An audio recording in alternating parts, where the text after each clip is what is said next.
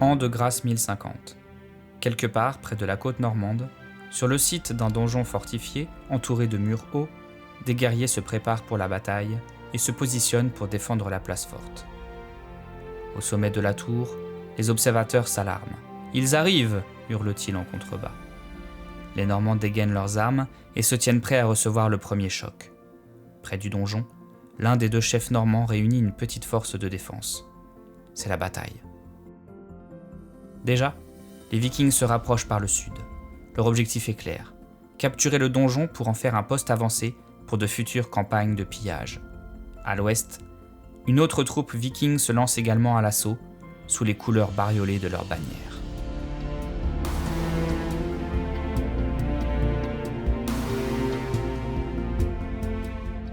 Les hommes du Nord se rapprochent toujours et en profitent pour capturer quelques échelles.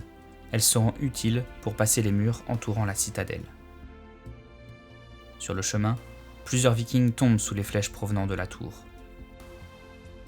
Au pied de cette dernière, les prêtres incantent des prières et appellent Dieu à leur venir en aide.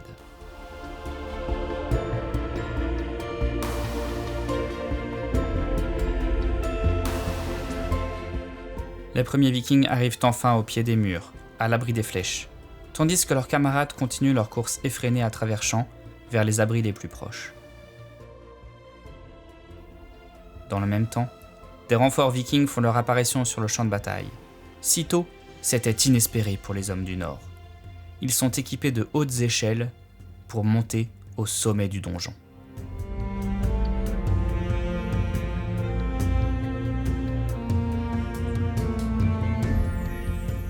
L'avancée n'est cependant pas chose aisée. De nombreux Vikings succombent aux flèches des archers normands, tirés en hauteur depuis les meurtrières du donjon. Même chose depuis la tour, à l'ouest du château, où se sont cachés quelques Normands, faisant pleuvoir la mort sur le champ de bataille.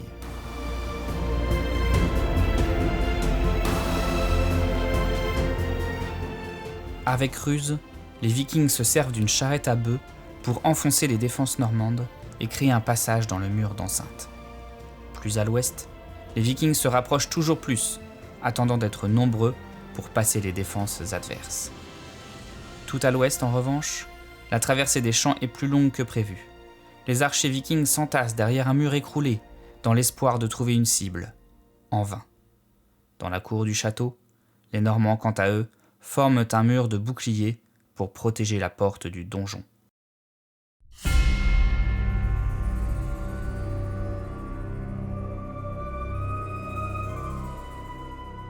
Les flèches normandes font un carnage dans les rangs des Vikings. Des dizaines d'entre eux ont déjà succombé, tandis que leurs camarades ont enfin pénétré l'enceinte du château et se confrontent aux premiers Normands. À l'ouest, les échelles sont enfin posées contre les murs d'enceinte, et c'est une déferlante nordique qui s'abat sur les Normands, qui restent stoïques malgré tout, prêts à tenir coûte que coûte.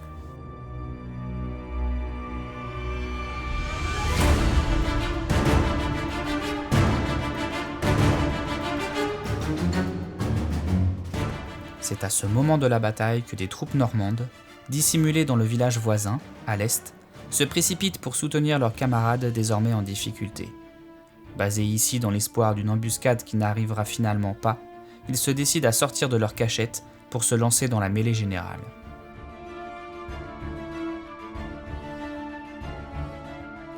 Côté viking, les pertes continuent de s'accumuler face à la pluie de flèches venues du donjon. Les morts se comptent désormais par dizaines. Même dans l'enceinte du château, où le corps à corps fait rage, les Normands tiennent bon et font subir à leurs adversaires de lourdes pertes.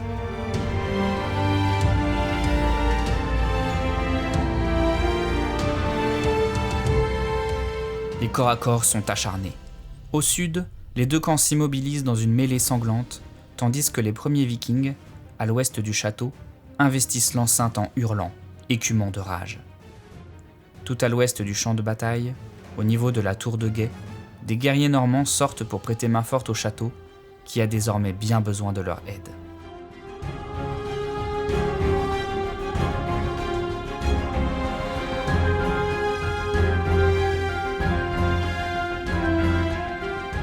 La déferlante viking ne fait que commencer. Devant le donjon, les deux forces se font face. tapant sur les boucliers, vociférant des insultes et se préparant au sanglant carnage qui s'annonce. L'un des 2 chefs vikings, escorté d'un berserker, reste cependant en retrait. Est-il un lâche ou prépare-t-il quelque chose ? Quant aux premiers vikings ayant passé le mur de l'Ouest, ils sont accueillis par 2 molosses enragés dont ils ont du mal à se défaire.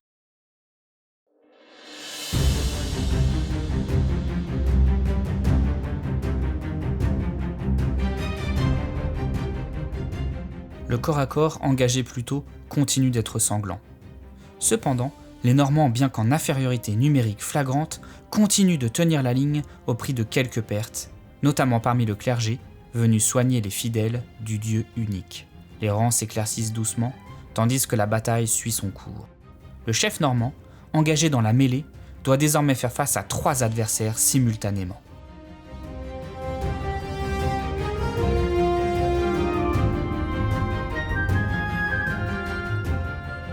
À l'ouest, les maigres renforts normands continuent leur progression, tandis que le mur de boucliers, censé protéger la porte, s'est brisé pour venir percuter l'adversaire norrois. Le chef viking, resté en arrière, se décide finalement à passer le mur et à rejoindre les combats. Au sud, les Normands perdent pied. Leur chef, acculé, est brisé par ses adversaires, bien qu'il en emporte un avec lui dans la tombe. Cette perte terrible fait tomber le moral de ses hommes au plus bas, mais ces derniers tiennent bon. Seul un couard quitte précipitamment le champ de bataille en abandonnant ses camarades à leur funeste sort.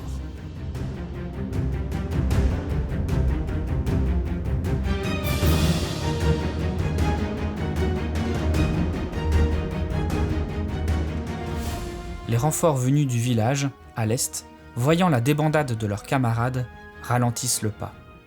Au sommet du donjon, la bannière normande flotte encore fièrement, donnant du courage aux hommes. Et du courage, il va en falloir aux Normands, car bien que le combat dure toujours en contrebas, il tourne désormais très fortement à l'avantage de l'envahisseur scandinave, qui ne se démonte pas et continue de pousser pour atteindre le pied de la tour et y poser une échelle de siège. C'est le début de la fin pour le château normand, dont les défenseurs sont désormais très clairement en difficulté. Car au pied du donjon, c'est désormais le 2e chef normand qui se retrouve aux prises avec plusieurs adversaires, dont l'un d'eux est un chef viking.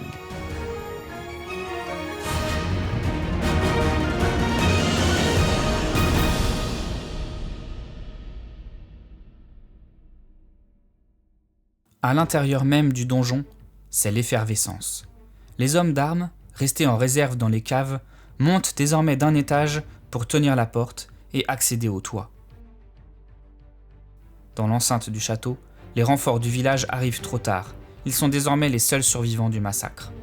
Les défenseurs du donjon ont repoussé l'échelle, mais ce n'est désormais plus qu'une question de temps avant que les Vikings finissent par enfoncer la porte et par déferler à l'intérieur de la forteresse.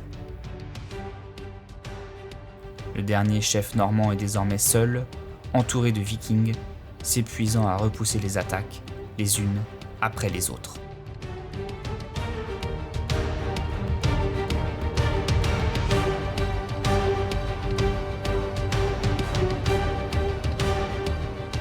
Dans la tour, les archers continuent de faire pleuvoir la mort, mais les Vikings sont trop nombreux. Les derniers Normands ne peuvent désormais plus lutter. Les renforts arrivant de la tour de guet, à l'ouest, et du village, à l'est, ne sont pas assez nombreux pour changer l'issue de la bataille.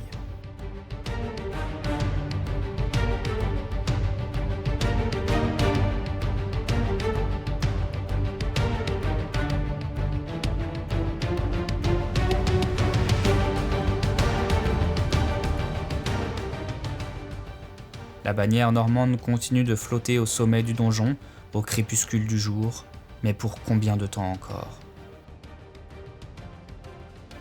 Le dernier chef normand, après un âpre combat, est fait prisonnier. Le château est pris.